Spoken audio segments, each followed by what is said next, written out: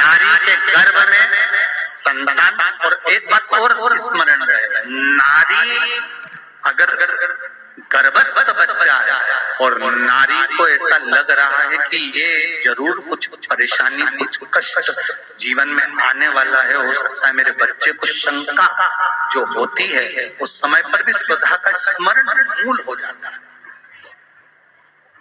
स्वधा का स्मरण मूल हो जाता है। हम तो कहेंगे कई लोगों ने भ्रम पैदा कर रखा है, कई लोगों ने भ्रम पैदा कर रखा है। कई महाराज लोग कह देते हैं कि जब गर्भ से नारी रहे तब शंकर भगवान को ना छुए, शिवलिंग का स्पर्श ना करे, शंकर जी को छुए नहीं। ना जाने कौन सा महाराज ने कह दिया, एक आध बार मिल जाए तो पकड़ के सीओ लिया, जिसने कहा जब शिव महापुराण की कथा कर रही है, अकाल मृत्यु वो मरे जो काम करे चंडाल का, और काल उसका क्या बिगाड़े जो भक्त हो महाकाल का। जो शंकर का उपासक होता है, शंकर का स्पर्श करता है, शिवलिंग का मात्र स्मरण, केवल स्मरण, केवल स्पर्श करता है, तो कहा उसके कौटि कौटि पाप छिन्न हो जाता है। तो गर्भस्थ नारी, अरे भाई लिंगायत संप्रदाय का वर्णन हिंगोली से करा था, परली से करा था कि लिंगायत संप्रदाय में शिवलिंग को मानते हैं।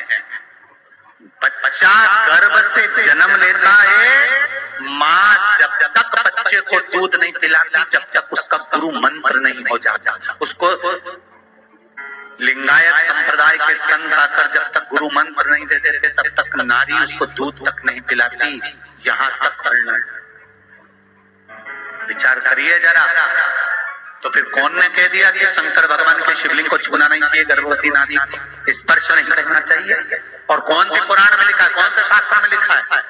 यहाँ शास्त्र कह रहा है, शिव महापुराण, स्कंद पुराण, नील पुराण, नर्मदा पुराण, पद्म पुराण वर्णन करती है। आप दिल से, हृदय से, चित्त से शंकर भगवान की आराधना कर सकते हो।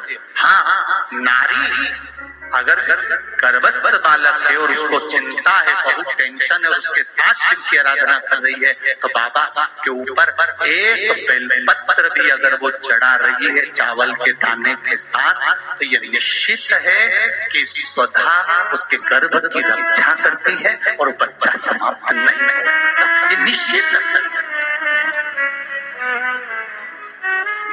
स्वधा तप करी, साधना करी, और तप साधना कर कर कर स्वधा के सम्मुख में 3 बेटियां प्रकट हो गई हैं। वो 3 बेटी है महाराज, 3 बेटियां प्रकट।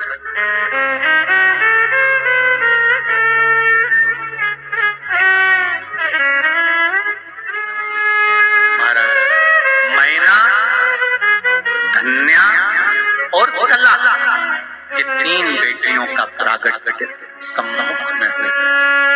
आप देखेंगे कल की कथा में कि मैना, धन्या, कला, इन तीनों के नाम से जिसको स्वप्न में सांप दिखते हो, मरे हुए व्यक्ति नजर आते हो, या घर में बार बार घात आ रही होती है, तो पितरों की 3 लड़कियां मैना, धन्या और कला, इन तीनों के नाम से पीपल के पत्ते की बंदरवाल कैसे बांधी जाती है, जिससे घर में सांप भी नहीं निकलते, स्वप्न में सांप नहीं दिखते, और घर में कोई गलत कार्य नहीं होता। जैसे बच्चे गलत संगत की ओर नहीं जाते, मदिरापान, जुआ, वेश्यावृत्ति, इसकी ओर ना जाए, वो कथा कल की कथा में लेंगे और पितरों की बेटियों के चरित्र को आगे बढ़ाएंगे। तो आज यहाँ पर भगवान गणेश जी महाराज